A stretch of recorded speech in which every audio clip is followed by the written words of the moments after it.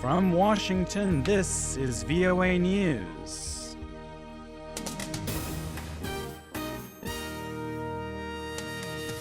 I'm Michael Lipin reporting.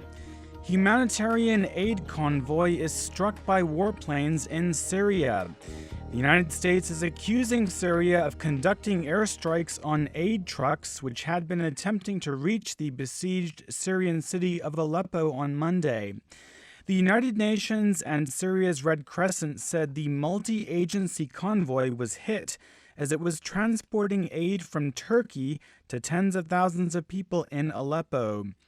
The Syrian Observatory for Human Rights said the trucks were struck by military aircraft. There was no immediate response from Syria's government to the U.S. accusation that it was responsible.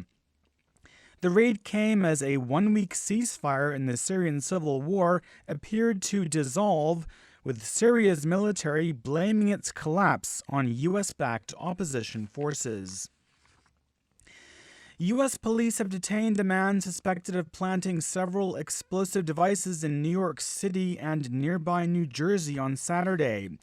Police arrested 28-year-old Ahmad Khan Rahimi in the town of Linden, New Jersey on Monday after engaging in a shootout with him.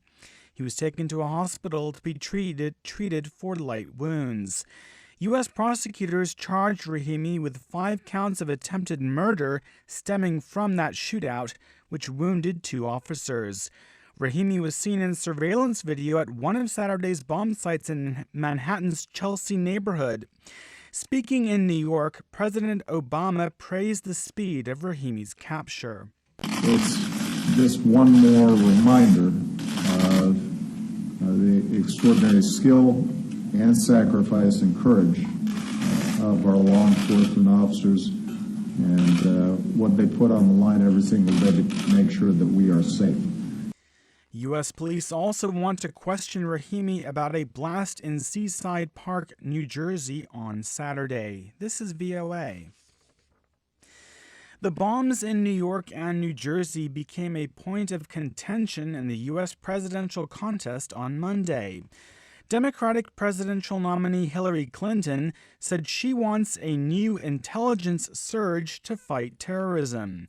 She said experts in America's Silicon Valley technology hub could help to devise ways to monitor internet conversations among plotters. We should also launch an intelligence surge to help identify and thwart attacks before they can be carried out. We need to work more closely with Silicon Valley and other partners to counter terrorist propaganda and recruitment efforts online. Well, on a presidential campaign trail in Florida on Monday, Republican nominee Donald Trump once again urged a tightening of immigration standards for people entering the United States. Trump said U.S. police are afraid to do anything to prevent attacks because they do not want to be accused of racial profiling against suspected terrorists. And Congress should pass measures to ensure that foreign enemy combatants are treated as such. These are enemies, these are combatants, and we have to be tough and we have to be strong. Meanwhile, the U.S. government says it has mistakenly granted citizenship to more than 800 immigrants that it was supposed to have deported. An internal Homeland Security Department audit released on Monday found the 858 immigrants came from countries that pose a national security risk to the U.S. or to countries with high rates of immigration fraud.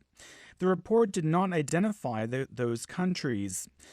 The U.S. Homeland Security Department's Inspector General said the immigrants used different names or birth dates to apply for citizenship.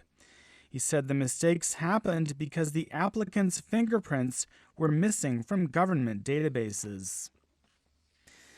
Thousands of migrants on the Greek island of Lesbos have been forced to flee a fire that broke out in their refugee camp. Volunteers at the Moria refugee camp said around 4,000 people were evacuated from Monday's fire. There were no reports of injuries. Greek fire officials were investigating the cause of the blaze and assessing the extent of the damage. Around 5,400 migrants and other refugees live on Lesbos. The island was the main destination for the more than 1 million people who reached Greece's eastern islands from Turkey since the beginning of 2015. Well, Greece is struggling to reduce overcrowding at migrant camps on its islands, even though the flow of people is less than last year. And the slow processing of asylum requests is adding to frustration that sometimes spark violence among residents. I'm Michael Lipin in Washington. That's the latest world news from VOA.